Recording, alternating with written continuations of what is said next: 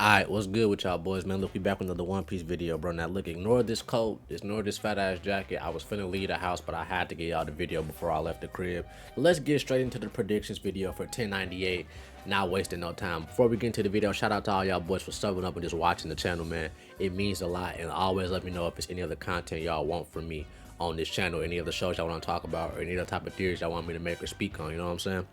But look, bro, let's get straight into it. So y'all know in the last chapter, we left off with Jenny getting captured. We have more of Kuma's backstory getting fleshed out and shit, right? So obviously in 1098, I expect that shit to continue. I expect to continue on with Kuma's flashback to probably 1100 or 1101. One of the two. I feel like that's probably when the flashback will end, because y'all know Oda loves to do shit at certain numbers. You know what I mean? In 1100, we know, I mean, in chapter 100, we know that was Dragon's first entrance, so we expected something crazy for 1100. But anyway, back to the prediction video, right?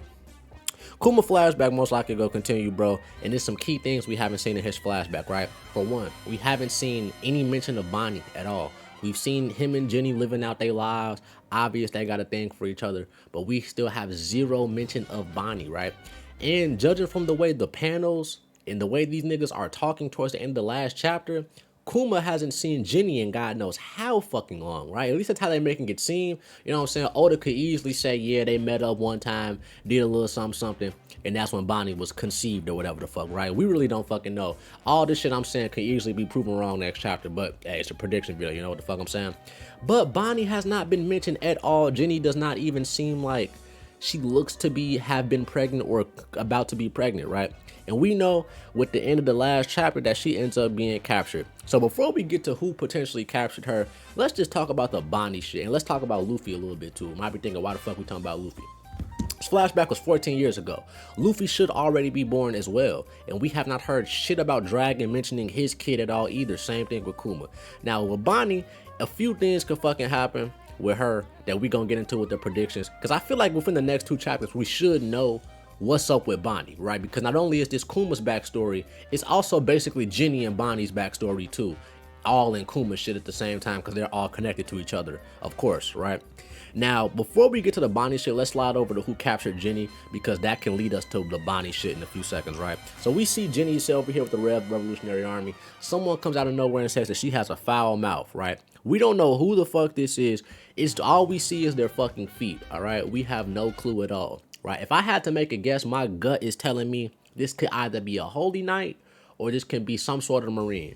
If it is a Marine, I'm going to assume possibly a Kainu, because we know a Kainu has a relationship with Dragon, or at least it seems that way, because of the way he constantly claims he needs to get Dragon's son, he needs to kill Dragon's son. So this could be Dragon, right?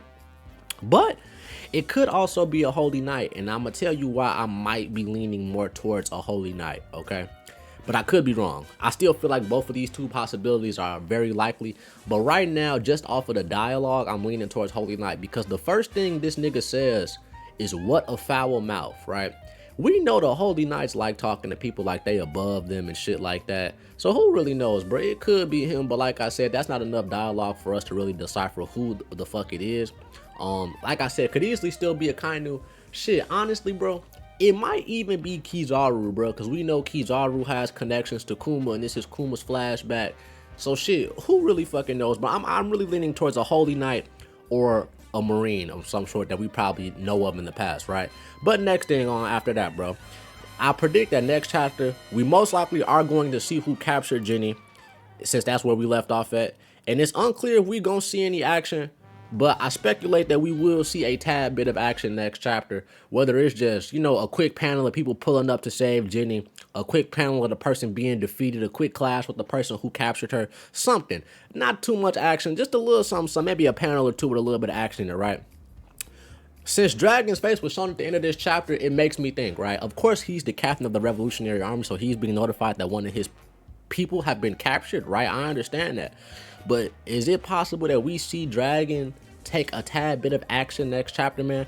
I wouldn't be surprised if we see Dragon go out there and make a move or something, or at least go around and start having some decent dialogue, asking questions about how she was captured. Maybe once Dragon hears the news, he can even speculate and decipher who captured her. So maybe we get some good Dragon dialogue, maybe get some more bit of Dragon lore, or just see what type of information he knows about the world and about the other faction that captured him. Like I said in my last video, I still don't think whoever captured Jenny is some random new faction that we don't know about. I feel like it's some government shit. I feel like it got to be some government shit. I don't think it's no pirates or nothing else, right? Now on to the next thing. Like I said, we could get a tad bit of action next chapter, and with that being said, it might even be Dragon showing off a glimpse of his power or just teasing it or some shit. I know it's unlikely as fuck, but you never know with Oda, bro. I didn't even expect us to get Dragon in this flashback this chapter. You know what the fuck I'm saying? So if he surprised us with Dragon coming in and dropping the fact that he was a Marine this chapter, who knows what the fuck he could really drop on us next chapter, honest to God. So if Dragon does show off a glimpse of power, a little tease, a little silhouette, wouldn't be surprised if we got that either, but I wouldn't bet on it, right? So if not Dragon making any moves, Kuma's definitely going to do something, because we know him and Jenny, how their relationship is, right? We know that Kuma also probably should end up being taken into the government at this point. With Jenny being captured, my guess is either...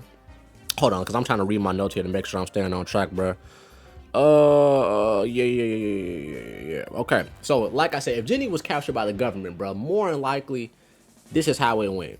She got captured, then motherfucking Kuma found out, and Kuma more than likely gave in and did whatever the government told him to do due to the PTSD he got with his family type shit. Because we already know this past chapter, when Jenny asked him to marry her, he was like, nah, I don't want to do it. Because he started thinking about what happened to him and his dad and shit, right? Because he doesn't want that Buccaneer shit to come back and haunt him.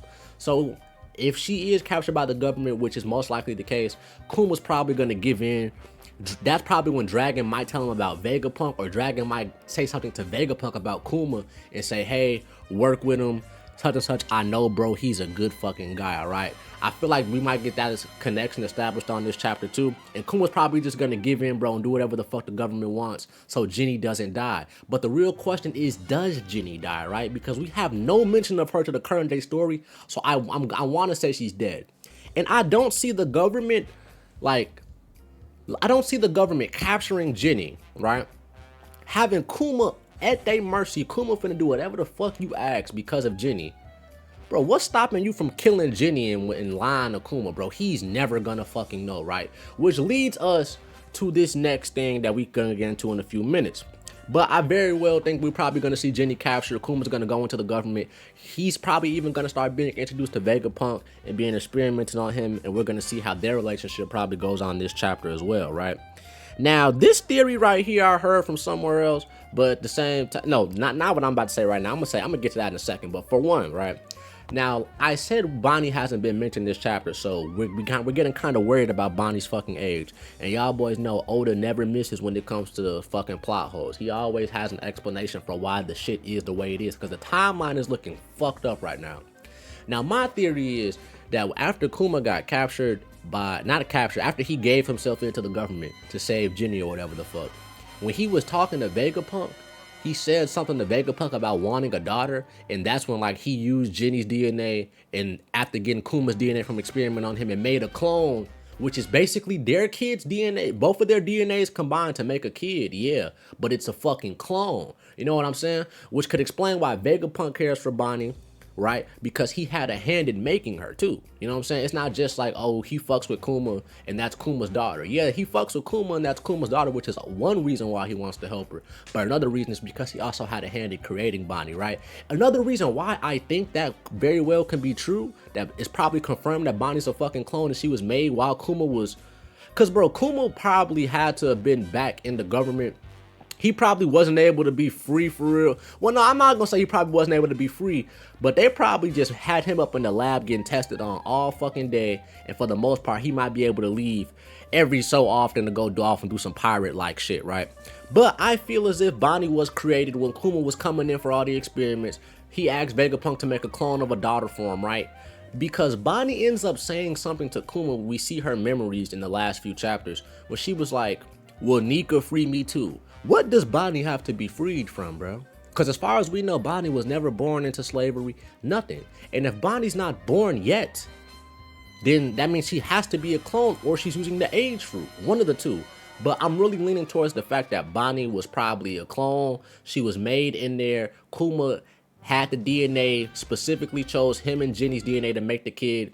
So that's why he calls her his daughter and shit. Only thing I'm thinking of is, why would she not be free? But now that I think about it, since Kum was under the government's control and that's essentially his daughter, she would be in captivity and under their control just like he is, bro. And it makes the most sense because Kuma was getting experimented on, most likely on Egghead, and that's probably where Bonnie was growing up while she was being created as a clone, right? I feel like that's a banger. If that happens next chapter, clap it up for me, you know what the fuck I'm saying? But another theory I heard about, right, is that Bonnie is Jenny, right? And that in the next few chapters that we could potentially find out that the memories Kuma had in there was not his. They were Jenny's memories, and he wiped Jenny's memories because after she got captured by the government, a lot of crazy fucked up shit started happening to her. So he wiped her memories so she could live on and still be sane. You know what the fuck I'm saying? I kind of like that idea, but at the same time I don't. And I touched on this in my last video a little bit too. I don't like this idea because when Bonnie says, Saturn, you killed my father, if she's not Kuma's, you know what I'm saying? If Bonnie is Jenny, that means Jenny is Jenny. You know what I'm saying? That means she's not Kuma's real fucking daughter. So it's like, why would she say that after she saw the memories? So I don't like that idea, but I wouldn't be surprised if something has been done to Bonnie's memories to alter them in some way, shape, or form, because I'm going to assume that Bonnie is her own entity, whether she's a clone or whether she was actually, you know, born from another person, right? But for the most part, man, I do feel like this chapter, and also, hold on, before I get to that, I wouldn't also be surprised if when Kuma goes in to go to Vegapunk, bro, that Dragon said something to him to install something special, because we know Kuma has certain commands and shit. His humanity is supposed to be gone. He's supposed to be a fucking glorified cyborg taking orders all day, but the nigga still has some sort of sense to do something. So maybe Dragon put in the word or some shit, right? But as far as the end of this chapter and the end of this video, I think the chapter will end off more unlikely with Kuma being in a fucked up situation with the world government. Whether we end off the chapter with him in captivity with Bonnie at, you know what I'm saying, under the government's control, or whether we end off the chapter with him seeing Jenny captured and turning himself in or something like that. But I definitely think this next chapter is gonna get real fucking tragic for our boy Kuma, bro. And we're most likely gonna have a break next week because we just had 3 straight up chapters in the fucking row. Shout out to Gota once again, man. You are the fucking GOAT. Keep on doing this manga shit, man. I don't give a fuck if you make another manga after One Piece, you know what I'm saying? I'm always be here for it. But yeah, boys, like, comment, and subscribe, man. Little chapter prediction video I got for y'all. I'm finna go leave the crib and then come back and edit this. This video should drop maybe like around 5, 6 o'clock, some shit like that, bro. If everything goes on to plan and life doesn't start lifing. So yeah, man. Let me know what y'all think will happen next chapter, man. And let me know, is Bonnie a clone or not? Let me know what y'all think about Bonnie, and let me know who do y'all think we're gonna see captured her, man. Like, comment, subscribe, and I'm out, bro. Peace.